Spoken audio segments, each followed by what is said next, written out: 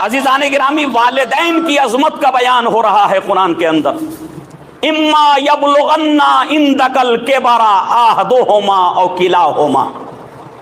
غور کیجئے گا ذرا اس آیت کے ترجمے پر. اگر ان دونوں میں سے کوئی ایک، ان دونوں میں سے، کون دونوں؟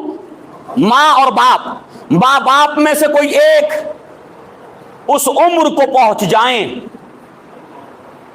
جس عمر میں وہ اپنے کام خود انجام نہیں دے سکتے، اور جس عمر میں ان کے جسم میں طاقت نہیں رہتی، وہ اپنے روزمرہ کے کاموں کو خود انجام دینے سے معذور ہو جائیں، فلا تقل لہما اف، تو ان کے سامنے کلمہ اف بھی اپنی زبان پہ جاری نہ کرنا.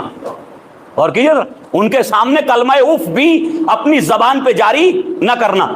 اس عمر کو پہنچ جائیں کہ جب وہ اپنے کام خود انجام نہ دے سکے. کیوں؟ جب تک خود انجام دے رہے ہیں تب تک شاید تمہاری ضرورت نہ پڑے. غور فرمانے بھائی، جب تک ان کے جسم میں طاقت ہے، وہ خود اپنے کاموں کو انجام دے سکتے ہیں، تو شاید آپ کی ضرورت نہ پڑے. لیکن ضرورت نہ پڑنے کا مطلب یہ نہیں کہ آپ اس حالت میں بھی ان کی بے عزتی کرنے لگیں، ان کی بد احترامی کرنے لگیں، ان کی تعظیم نہ کریں نا. لیکن قرآن کسی اور بات کی طرف متوجہ کرنا چاہتا ہے کہ جب وہ اس حالت کو پہنچ جائیں کہ جہاں پہنچنے کے بعد اب اپنے کاموں کو انجام نہ دے سکیں اور تمہارے اوپر ان کی زندگی کا دار و مدار آ جائے، ان کے جتنے کام ہیں وہ آپ کو کرنا پڑے، اولاد کو کرنا پڑے، تو اس صورت میں اولاد کو اپنی طبیعت پہ بوجھ محسوس نہیں کرنا چاہیے کہ میں والدین کی خدمت کیسے کروں، اور فرمائیے ذرا میں والدہ کے سارے کام کیسے انجام دوں، میں والد کی زندگی کو کیسے آگے بڑھاؤں. اسے اپنی جو ہے وہ اپنے ذہن پہ بوجھ نہیں بنانا ان چیزوں کو. تو قرآن کہہ رہا فلا تقل لہما اف، ان کی شان میں اف بھی نہ کہنا. صحیح نا، اف بھی نہ کہنا. اب یہ اف ہے کیا؟ امام صادق علیہ الصلوۃ والسلام یہ ارشاد فرماتے ہیں، امام یہ ارشاد فرماتے ہیں کہ اگر اللہ کی نظر میں اس سے بھی کوئی چھوٹا کلمہ ہوتا، اف، اف صحیح نا، الف اور فے دو حرفوں سے مل کے بنا اف، صحیح نا، اگر اللہ کی نظر میں اس سے بھی کوئی چھوٹا کلمہ ہوتا جس سے والدین کی اہانت ہو سکتی ہوتی، تو خداوند عالم انسان کو اس کلمے کے استعمال سے بھی ان کی شان میں منع کر دیتا، اور ہمارے اس کلمے کے استعمال سے بھی منع کر دیتا. جب ذرا غور کیجئے، اف جو ہے یہ کلمہ اختیاری ہے یا اضطراری ہے؟ ذرا غور کیجئے گا جو بات آپ تک پہنچانا چاہ رہا ہوں.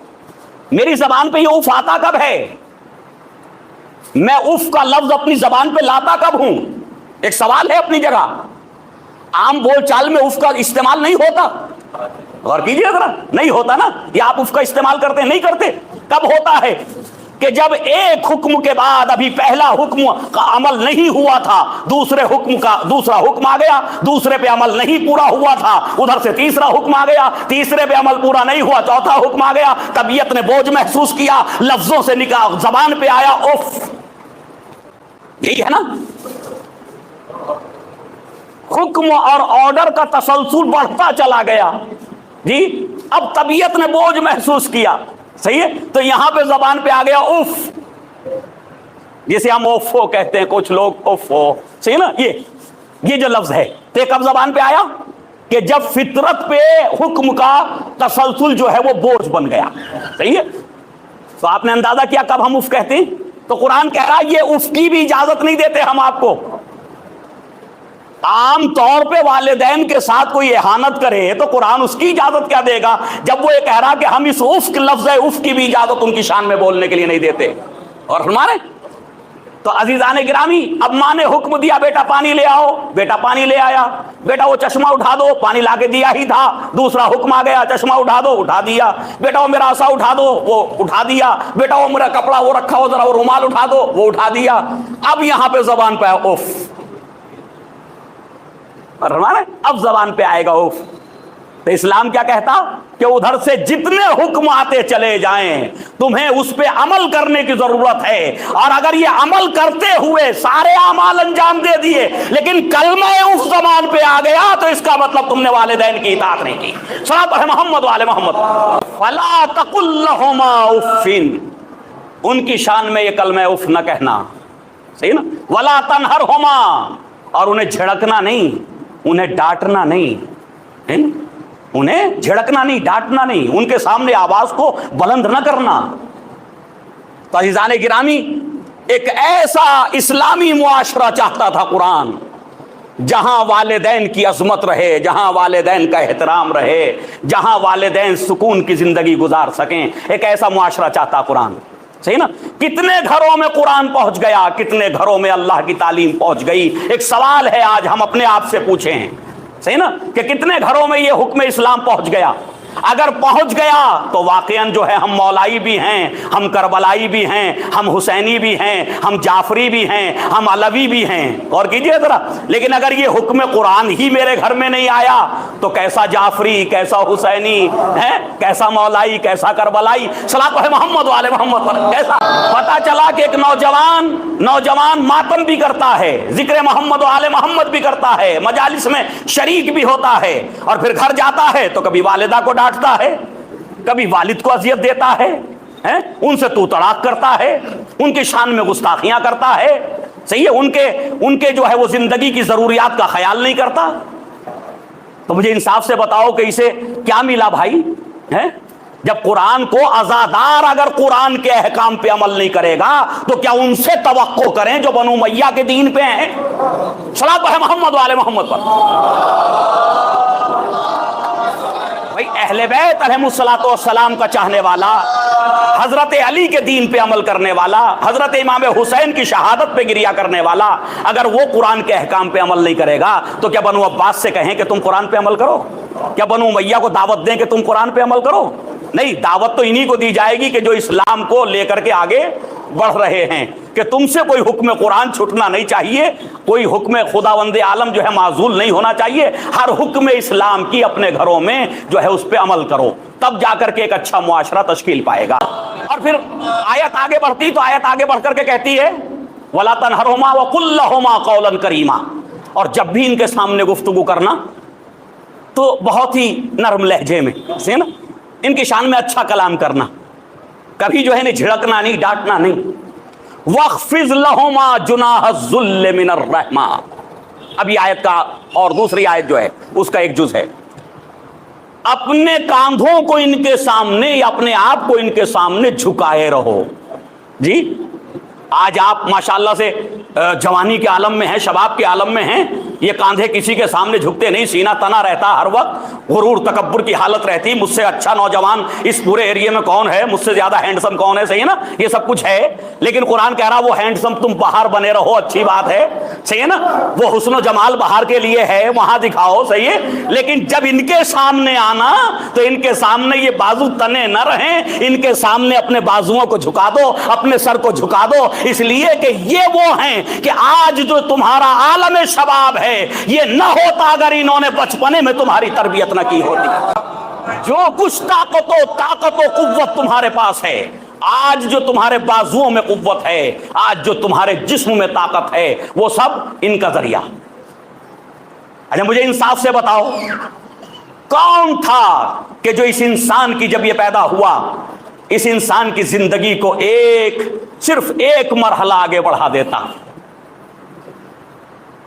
ایک بات عرض کروں آپ کے سامنے، دنیا میں مخلوق خدا بہت ہے نا، کوئی اس کا شمار نہیں کیا جا سکتا، ایسا نہیں کیا جا سکتا، اور یہ زمین کی مخلوق کی بات کر رہا ہوں، اگر ہواؤں میں مخلوق کو ہم شمار کریں تو اس کا شمار نہیں، پانی کے اندر کتنی مخلوق ہے، زمین میں کتنی مخلوق ہے، صحیح نا، ان سب کا ہم شمار نہیں کر سکتے، لیکن میں آپ کے سامنے ظاہری مخلوق جو آنکھوں کے سامنے نظر آتی ہے اگر اس پہ گفتگو کروں تو مخلوق خدا کی کوئی کمی تو نہیں ہے جی، لیکن اس مخلوق خدا میں خداوند عالم نے کچھ نظام بنائے، وہ نظام کچھ اس طرح سے ترتیب دیے کہ کسی کو والدین کی صرف 2 دن کی ضرورت ہے، کسی کو 4 دن ضرورت ہے، کسی کو 2 مہینے ضرورت ہے، کسی کو 4 مہینے کی ضرورت ہے، اس سے زیادہ والدین کی کسی کو ضرورت۔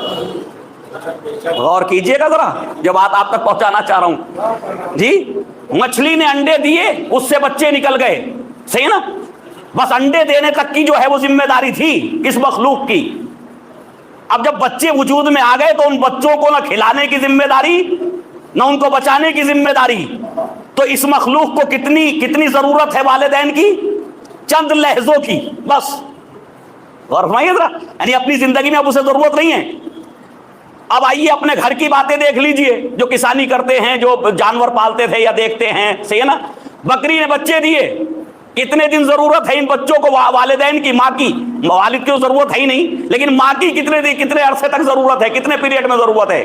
سوچئے ذرا تنہائی میں بیٹھ کر کے، جی زیادہ زیادہ 3 مہینے 6 مہینے، صحیح ہے نا؟ ماں کی ضرورت، جب تک دودھ کی ضرورت ہے تب تک ماں کی ضرورت ہے، اس کے بعد اسے ماں کی ضرورت نہیں ہے۔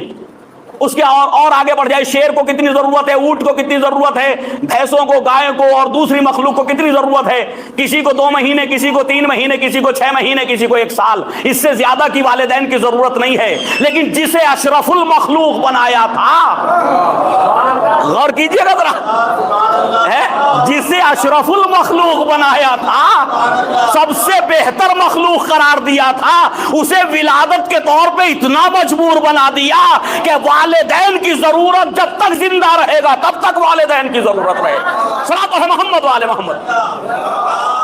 اور کیجئے